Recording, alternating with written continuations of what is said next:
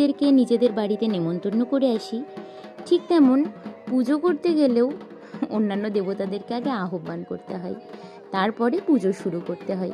তো এখানে দেখতে পাচ্ছেন মূল সন্ন্যাসী, তার আন্ডারের যারা সন্ন্যাসী আছেন তাদের মধ্যেই দুজনকে নির্বাচিত করে তাদের কানে কানে বলে দিলেন যে গঙ্গা দেবীকে নেমন্তন্ন করে আসবার কথা, এবং তারা মুঠোতে করে কলা এবং পান পাতা নিয়ে এক ডুবে সেই কলা এবং পান পাতা পদ্মাতে বিসর্জন দিয়ে গঙ্গা দেবীকে নেমন্তন্ন করে আসলেন।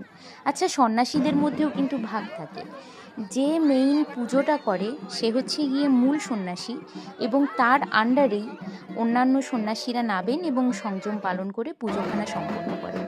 তো পুজোর আসলে অনেক নিয়মকানুন থাকে, তবে আমি তো আর সব জানি না, যেটুকু জানি সেটুকুই আপনাদের সঙ্গে বলি আর কি।